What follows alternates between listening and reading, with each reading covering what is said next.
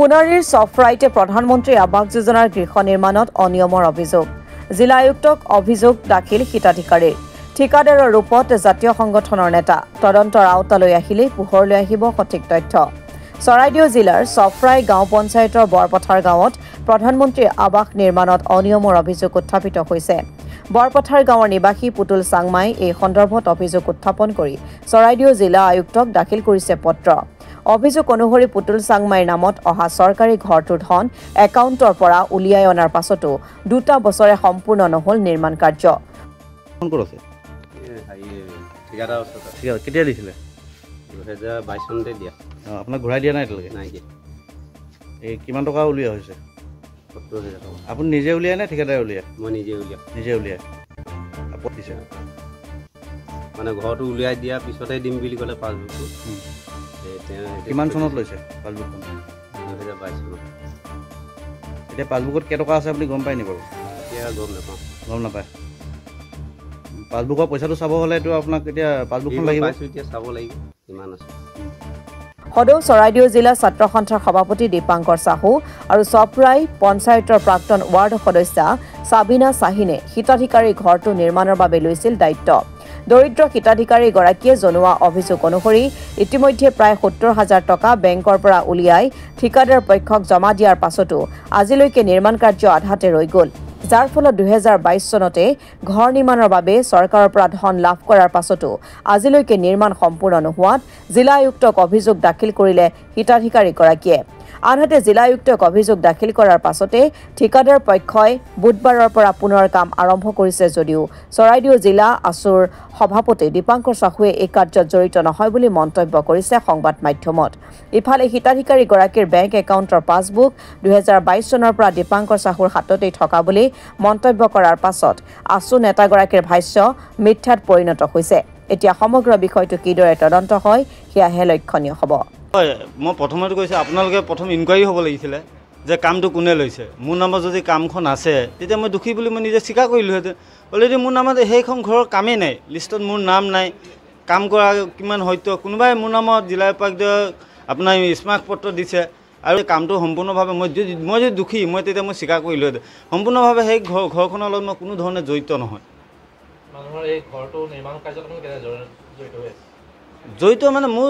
যিটো সময়ত মই যেতিয়া মই ছাত্ৰ সন্থাৰ দায়িত্ব নোলোৱাৰ আগত মই তেতিয়া মোৰ এখন গাড়ী আছিলে বলেৰ' পিকআপ মই ইটা চিটা এইবোৰ কিবা কাৰবাৰ কৰিছিলোঁ সেইটো মই বস্তু পাতি পেলাইছিলোঁ সেইটো মই বস্তু পাতি পেলোৱাৰ পিছত কিছুমান মানে আপোনাৰ বিজেপি কিছুমান পালি নেতাই মোক মানে বলি প্ৰথা সজাবৰ কাৰণে তেওঁলোকে চেষ্টা কৰি আছে কাৰণ যিহেতু আমি অসমৰ বিভিন্ন ধৰণৰ আমি জ্বলন্ত সমস্যাৰ ওপৰত এই কালি পৰহি যিটো স্মাৰ্ট মিটাৰ ওপৰত আমি কাৰ্যসূচী কৰিছোঁ আমাক কিন্তু বহুত ধৰণে বাধা প্ৰদান কৰিছে যি আমাৰ চফৰাই দুজনমান বিজেপি নেতাই বাধা আমি আমাৰ ছাত্ৰ সন্থাৰ কাম কাজত আমি ছাত্ৰ সন্থাৰ কাম কাজ কৰি আছোঁ সেইকাৰণে তেওঁলোকে সেই বিষয়টো কোনো ধৰণে তদন্ত নোহোৱাকৈ যিহেতু আপোনালোকে গম পাব আপোনালোকে হয়তো পঞ্চায়ত চফৰাই গাঁও পঞ্চায়তত গ'লে গম পাব যে কামটো মই লৈছোঁ ন কোনে লৈছে সম্পূৰ্ণভাৱে আপোনালোকে গম পাব আপোনালোকে ইনকুৱাৰী কৰক যে কামটো যদি সম্পূৰ্ণভাৱে মই কৰিছোঁ তেনেহ'লে মই দুখী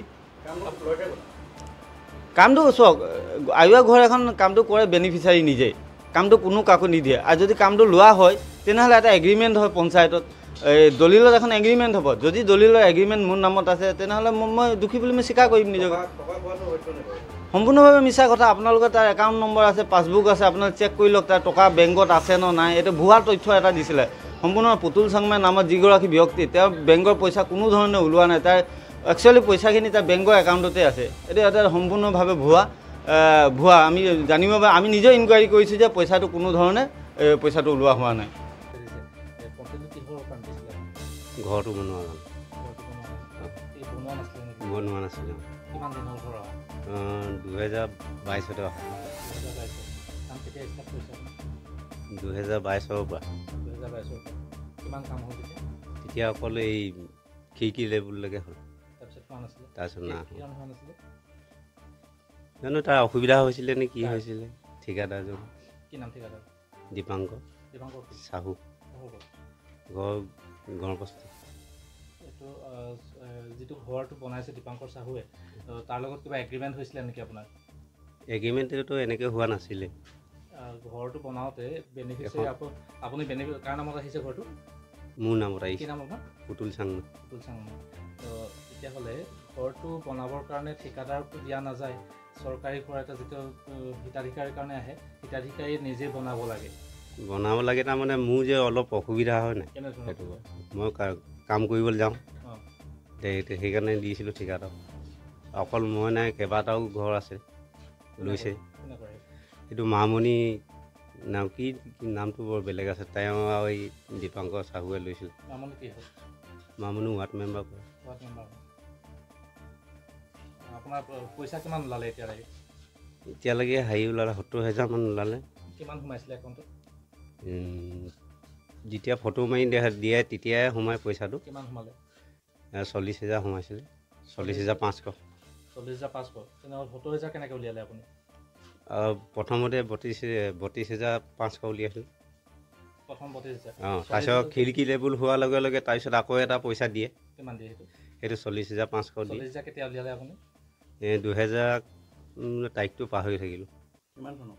22 চনত। 22 চনতে আপুনি 40,000 উলিয়াইছিলে। উলিয়াই কি কৰিলে পইচাটো?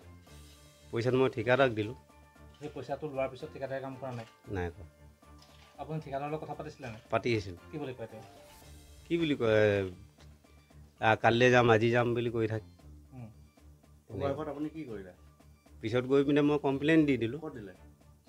SDC ওপৰত, DC আহে অফিচত। এতিয়া কাম হৈ আছে। কমপ্লেইন দিয়াৰ পিছত হৈছে নে আগে হ'ল? পিছত হৈছে কমপ্লেইন দিয়াৰ পিছত। কি বুলি কৈছে কমপ্লেইনটো? মোৰ মানে ঘৰটো যে মই ঠিকাদাৰক দিছিলোঁ, পইচা উলিয়াই দিয়াৰ কাৰণে মানে ধৰক হেৰি মোৰ ঘৰটো বনাই দিয়া নাই, এই বুলিয়ে দিছিলোঁ মই, যে ঘৰটো মোক বনাই দিব লাগে, এই বুলিয়ে দিছোঁ আৰু নাই।